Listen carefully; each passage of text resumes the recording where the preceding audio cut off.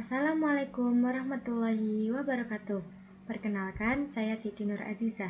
Baiklah, di sini saya akan menjelaskan komunikasi organisasi.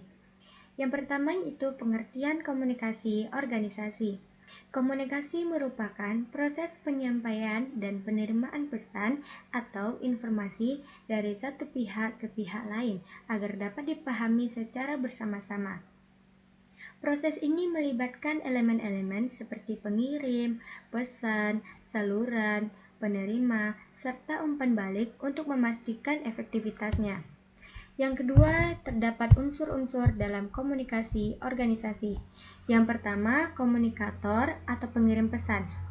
Individu yang menyampaikan informasi dalam suatu organisasi, termasuk pimpinan, atasan, bawahan, atau kolega.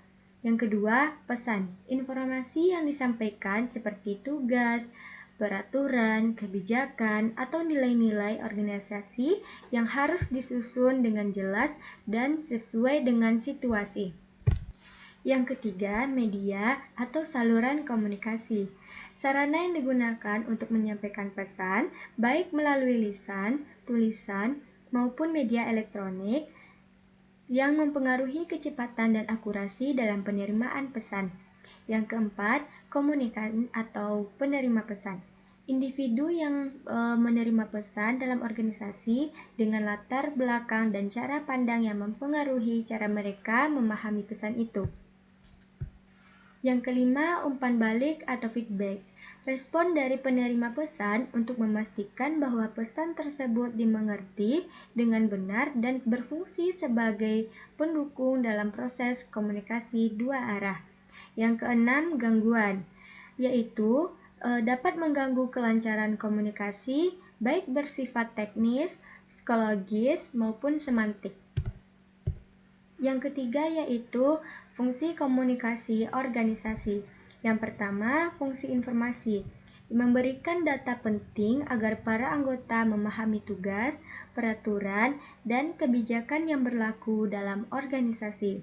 Yang kedua, fungsi koordinasi, yaitu mengatur dan mengoptimalkan aktivitas serta kerjasama antara individu dan antar bagian dalam organisasi.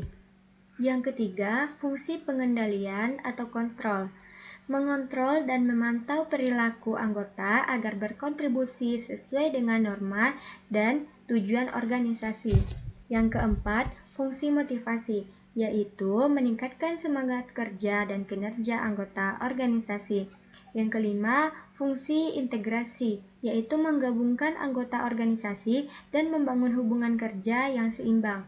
Yang keenam, fungsi pengambilan keputusan, yaitu memberikan informasi dan masukan yang diperlukan untuk mengambil keputusan yang tepat.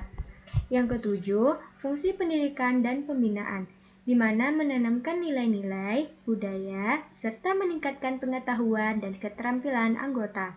Yang kedelapan, fungsi ekspresi emosi dan hubungan sosial, yaitu menyediakan saluran untuk menyampaikan perasaan, harapan, serta menjaga hubungan sosial di dalam organisasi. Yang keempat yaitu jenis dan pola komunikasi organisasi.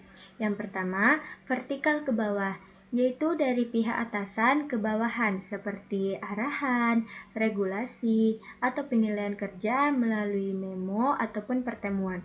Yang kedua, vertikal ke atas, yaitu dari bawahan kepada atasan seperti laporan perkembangan atau rekomendasi perbaikan, memungkinkan umpan balik dan inovasi terjadi dari lapangan.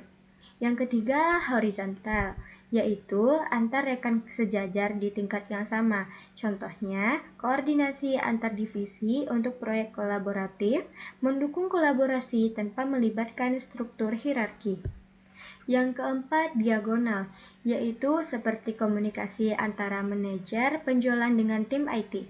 Biasanya terjadi di organisasi yang dinamis untuk meningkatkan fleksibilitas. Yang kelima yaitu media dan saluran komunikasi organisasi. Media komunikasi organisasi berkembang sesuai kemajuan teknologi, yaitu yang pertama komunikasi lisan, seperti rapat, diskusi, dan briefing. Yang kedua, komunikasi tertulis seperti surat, memo, dan notulen. Yang ketiga, komunikasi digital seperti email, aplikasi pesan instan, informasi manajemen, dan platform kolaborasi daring. Selanjutnya yang terakhir, hambatan dalam komunikasi organisasi. Yang pertama, hambatan psikologis. Dipengaruhi oleh emosi, sikap, atau prasangka individu. Yang kedua, hambatan fisik yang disebabkan oleh kondisi lingkungan atau sarana yang tidak mendukung. Yang ketiga, hambatan budaya terjadi karena perbedaan nilai, kebiasaan, dan latar belakang budaya. Yang keempat, hambatan teknis, yaitu berkaitan dengan gangguan atau keterbatasan media dan teknologi. Yang kelima, hambatan kurangnya umpan balik, terjadi karena tidak adanya tanggapan dari penerima pesan. Baiklah, sekian dari saya yang dapat saya sampaikan. Semoga bermanfaat untuk saya dan kita semua, dan semoga teman-teman mengerti dari yang saya sampaikan. Terima kasih. Wassalamualaikum warahmatullahi wabarakatuh.